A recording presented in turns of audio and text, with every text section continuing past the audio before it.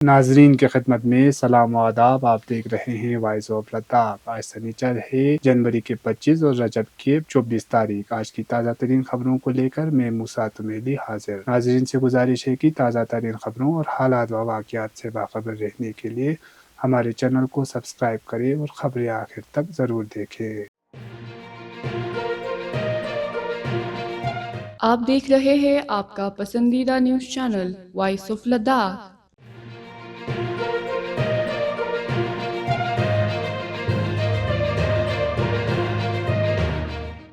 M P Ladakh نے سندھو گھاٹ پر fit India cycling drive کو جھنڈی دکھائی.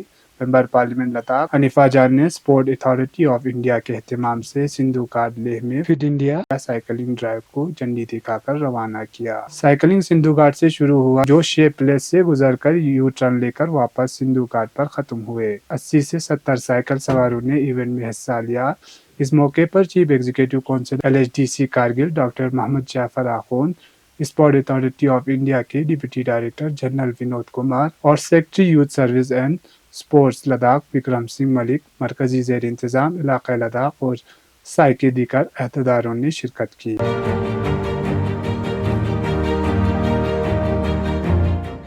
چیئرمین و چیف ایگزیکٹو کونسلر لداخ ترقیاتی کونسل کارگل نے آج محمد یاسین انصاری کی تصنیف کردہ شاعری مجموعے بزم شینہ اور کلام انصاری کے ایوان سے 2 کتابوں کی رسم اجرا کیا. اس موقع پر کلچرل اکیڈمی ہال کرگل میں ایک تقریب کا اہتمام کیا گیا جس میں CC کارگل ڈاکٹر جعفر آخوند بطور مہمان خصوصی، councillor Chulis Kumbo Altaf Hussain, chief medical officer Kargil doctor Liaqat اور آل کرگل ہوٹل ایسوسی ایشن کے صدر محمد علی رنگیول کے علاوہ شعبہ ادب سے تعلق رکھنے والوں کی کثیر تعداد نے شرکت کی. اس موقع پر CC نے اپنے خطاب میں محمد یاسین انصاری کی کاوشوں کو سراہتے ہوئے کہا کہ زبان و ادب کو تحفظ کرنے میں ادب کا مرکزی کردار ہے. موصوب نے پرکی اور بلتی کو لداخ کا آفیشل زبان قرار دینے اور شینہ دردی کو دوسری آفیشل زبان قرار دینے میں کرگل کے ادبی شخصیات کی کوششوں کی سراہنا کی.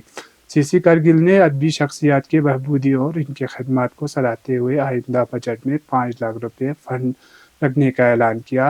اس موقع پر کونسلر چولیس کمبو الطاف حسین نے محمد یاسین انصاری کی خدمات کو اجاگر کرتے ہوئے ان کے حق میں 20,000 روپے امداد کی، جبکہ ایکتا کے صدر محمد علی رنگیول نے 30,000 روپے دینے کا اعلان کیا.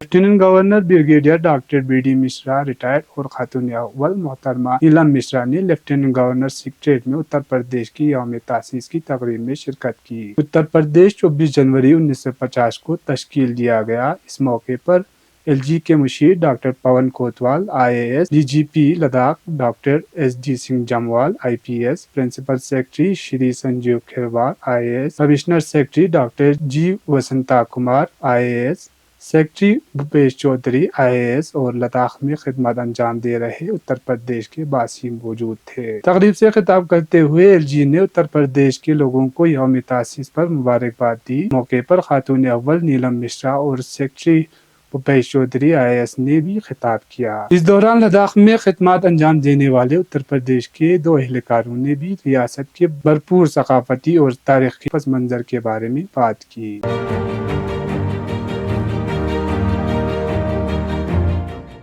ملک کے دیگر حصوں کے ساتھ ساتھ UT انتظامیہ کی جانب سے آج لیہ اور کرگل ضلع میں قومی ووٹر ڈے منایا گیا. اس تقریب میں انتظامی سیکرٹریوں، انڈر سیکرٹریز، آفیسرز، سرکاری عہدیداروں اور عملے کی کثیر تعداد نے شرکت کی. لیہ میں منعقدہ اس تقریب کی قیادت LG کے مشیر ڈاکٹر پون کوتوال نے کی. اجتماع سے خطاب کرتے ہوئے ڈاکٹر کوتوال نے ہندوستان کی جمہوری تانی بانی کو مضبوط کرنے میں قومی ووٹر ڈے کی اہمیت پر روشنی ڈالی. انہوں نے جمہوری نظام میں ایک بنیادی حق اور فرض کے طور پر ووٹنگ کی اہمیت پر روشنی ڈالی. ادھر ضلع کرگل میں کھری سلطان چو اسپورٹس اسٹیڈیم آئس ہاکی رنگ میں قومی ووٹر ڈے کی مناسبت سے تقریب کا اہتمام کیا گیا، جس میں deputy commissioner Kargil Shrikant Bala Saheb Suse, ARTO Kargil Khadim Hussain, AD information Raza Ali Abidi, deputy election officer Kargil, تحصیلدار، youth service and sports department کے آفیسر اور اہلکار، اسکولوں کے طلباء و طالبات موجود تھے. اس سال کا تھیم ووٹنگ کی طرح کچھ نہیں، میں یقینی طور پر ووٹ دیتا ہوں تھا، جس میں قوم کے مستقبل کی تشکیل میں ہر ووٹ کی اہم کردار پر زور دیا گیا تھا۔ قومی ووٹر ڈے ہر سال 25 جنوری کو 1950 میں الیکشن کمیشن آف انڈیا کے قیام کی یاد میں منایا جاتا ہے۔ اس کا مقصد نوجوانوں ووٹروں کو اندراج کرنے اور انتخابی عمل میں فعال طور پر حصہ لینے کی ترغیب دینا ہے، جس سے ہندوستانی جمہوریت کو یقینی بنایا جائے۔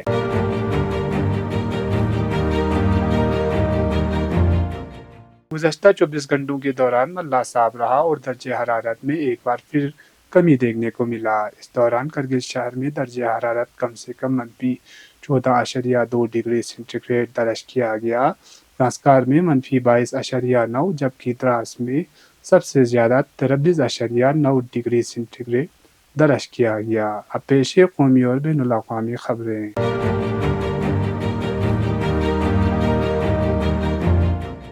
وندے بھارت ایکسپریس نے کشمیر کے لیے اپنا پہلا آزمائشی سفر کامیابی کے ساتھ مکمل کر لیا۔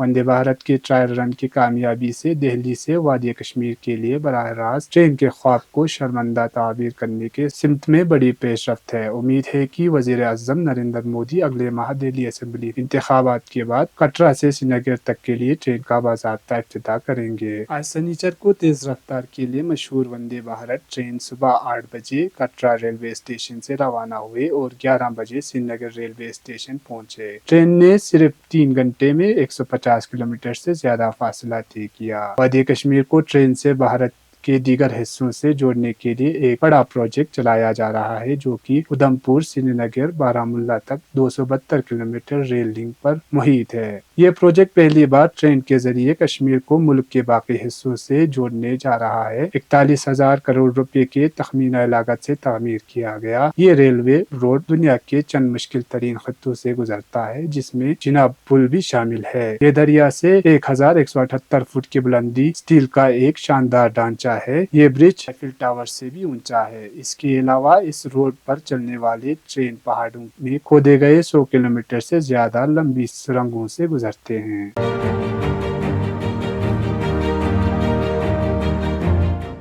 غزہ جنگ بندی معاہدے کے تحت فلسطین کے اسلامی استقامتی تحریک حماس نے آج 4 اسرائیلی خواتین قیدیوں کو ریڈ کراس کے تحویل میں دے دیا ہے۔ فلسطین کے اسلامی استقامتی تحریک حماس نے آج غزہ جنگ بندی کے معاہدے کے تحت 4 اسرائیلی خواتین قیدیوں کو ریڈ کراس کے تحویل میں دے دیا ہے۔ ان اسرائیلی قیدیوں کے بدلے میں غاصب صہیونی حکومت 180 فلسطینی قیدیوں کو آزاد کرنے کی پابند ہے۔ یاد رہے 19 جنوری کو حماس کی جانب سے جنگ بندی معاہدے کے تحت پہلی 3 اسرائیلی قیدیوں کو ریڈ کراس کے حوالے کیا گیا تھا، جس کے بعد غاصب صہیونی حکومت کی جیل سے 90 فلسطینی قیدیوں کو رہا کیا گیا تھا۔ یہ تھے اب تک کی خبریں۔ اسی کے ساتھ مجھے اور میرے ساتھیوں کو دیجیے اجازت۔ اللہ حافظ۔